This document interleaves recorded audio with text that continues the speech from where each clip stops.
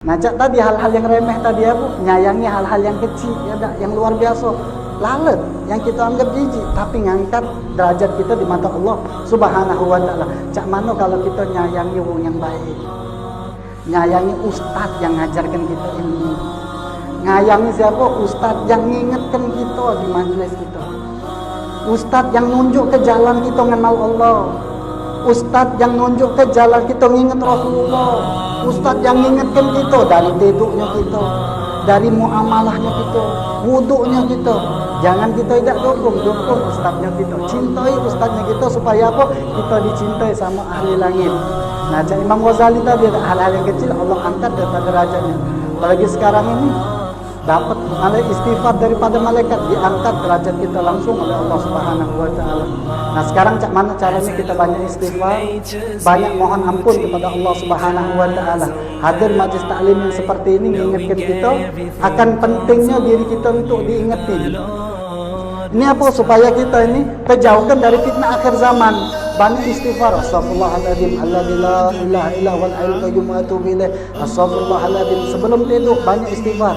11 kali tidur istighfar, astaghfirullahaladzim, alladzi la ilaha illa huwal hayyul qayyum wa atubu ilaih. Ini apa? Supaya nolak balak daripada fitnah akhir zaman. Banyak istighfar. Istighfar ini penting. Imam Ahmad bin Hanbal, salah satu muridnya daripada Imam Syafi'i, di akhir hayatnya beliau ini pengen apa? Pengen ke suatu tempat desa yang ada di Baghdad ujung utara sana. Di akhir hayatnya pengen kan hadir ke satu kampung itu, tidak tahu apa. Akhirnya sampailah di tempat kampung itu. Dulu zaman dulu tak kate medsos ya kita ini tak kate. Wah, ada gambar foto tak kate zaman dahulu. Ada foto lagi di Instagram, ada Twitter, ada Facebook tak kate. Jadi wong tuh tahu nama Imam Ahmad bin Hanbal tapi tak tahu rupanya yang mana. Ahmad bin Hanbal datang ke dusun itu. Pas datang ke dusun itu, dia pergi sampai ke tempat masjid, dia nak semayang terus istirahat. Oleh yang tukang masjidnya atau marbot diusir, tidak boleh istirahat sini, pergilah sana. Kaget tidur ngiler pula. Nah kita jangan sampai tidur di dalam masjid. Ini ingat nih, dalam surau ni tidur ngiler seember warna hijau pula. Nah habis ini ya dah. Jangan sampai kita hadis itu. Imam Ahmad bin Hanbal diusir, didorong-dorong. Anak cuma istirahat dengan dia, anak musafir dari Baghdad. Ini tak boleh, kata marbot tadi. Diusir, didorong-dorong. Sampai akhirnya keluar daripada pekarangan masjid. Ada orang tukang roti ini manggil Imam Ahmad. Dia tak tahu itu Imam Ahmad. Dipanggilnya, ya Syekh, silakan istirahat di tempat anak. Tukang buat roti ini. Diduduknya tempat istirahat anak kecil. Tapi insya Allah bantu antum untuk istirahat. Tenang-tenang di sini. Hanya Imam Ahmad bin Hanbal ni duduk istirahat di jengoknya uang tukang roti ni tadi ngawek roti. Ngembek gendum, maju istighfar astagfirullahalazim. Dek telok njuk istighfar astagfirullahalazim. Muanjuk banyu ni, njuk sasa, njuk gula, njuk batu abang, njuk saham, njuk apa. Muat kue. Tak tahu kita muat kue tak. Lagi muat kue baca istighfar tu astagfirullah. Imam Ahmad ni penasaran nanya. Kenapa antum ni macu istighfar luar biasa? Dari kapan macu istighfar? Ana ni macu istighfar ya Syekh, wong tua. Ya Syekh, ana ni macu istighfar lah dari dulu. Ma thamaratu istighfarika? Apa buah daripada istighfar yang ente baca ini? Dia ngomong, ya Syekh, setiap ana dak lo baca istighfar kecuali hajat ana diunjuk oleh Allah Subhanahu wa taala. Ana mintaannya Allah mudahkan, ana mintaan sebab istighfar cuman sifat itulah kata dia. Apa dia yang belum dia? Anak nak ketemu Imam Ahmad bin Hanbal. Kejut Ahmad Imam Ahmad. Allahu Akbar. Berkat istighfar engkau, aku Ahmad bin Hanbal. Sebab istighfar engkau ini, aku tua-tua nak datang ke dusun ini. Sebab istighfar kau ini, wong marbot tadi dorong-dorong aku keluar pergi ke toko roti kan. Setelah dapat istighfar, dia jumpa dengan Ahmad bin Hanbal. Tidaklah setiap hajat dia kecuali Allah Subhanahu wa taala abulkan hajat ke sebab istighfar.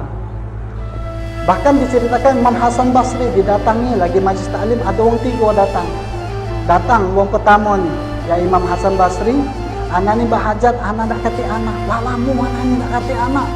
Imam Hasan Basri, lalamu anak nak kata anak, tunjuklah amalan sama anak, doa ke supaya anak ni punya anak. Apa kata Imam Hasan Basri? Istighfar rabbah, istighfar sama Allah Subhanahu wa taala, minta ampun. Orang kedua datang lagi Imam Hasan Basri, anak ni buntu.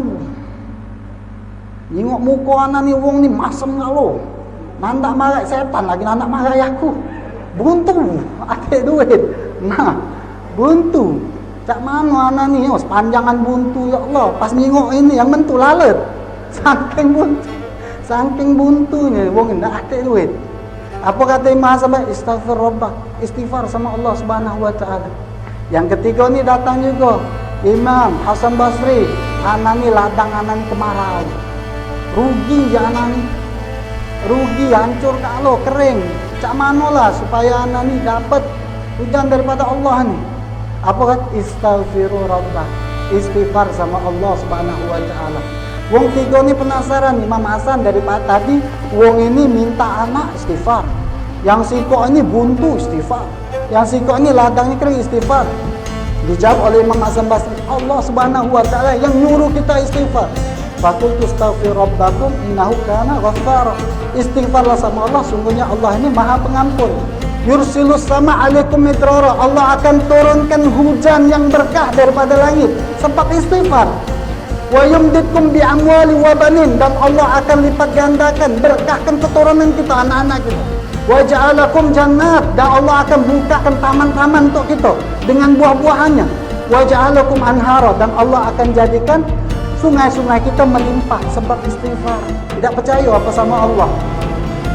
Amanna billah, raditu billahi rabb, kita percaya sama Allah. Maka cak mana kita malam ini sebelum tidur, kita tutup HP dulu 30 menit. Lepas itu kita sama baca ayat kursi. Baca Qul huwallahu ahad 3 kali, Al-Falaq 3 kali, An-Nas 3 kali. Ini ajaran guru-guru kita yang dapat dari Rasulullah SAW. Ini Mu'alim Nang nih, pernah kesini Mu'alim Nang.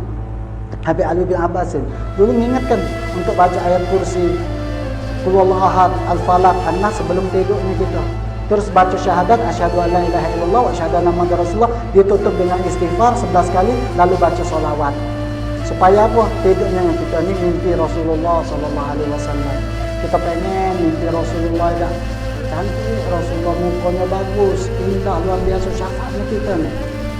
Barang man ra'ani fil manam faqad ra'ani haqqah. Barang siapa yang melihat aku di mimpi aku memang betul-betul nengok aku, kata Rasulullah SAW.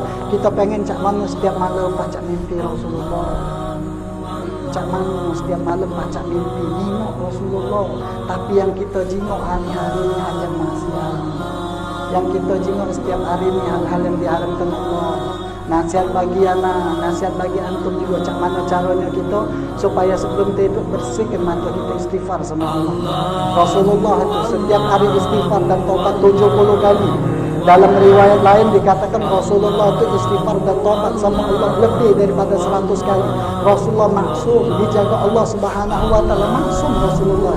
Dijaga Allah daripada hal-hal yang maksiat, syubhat.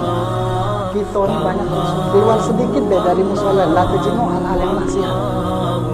Banyak Rasul. Sampai kapan kita mengharap lewat?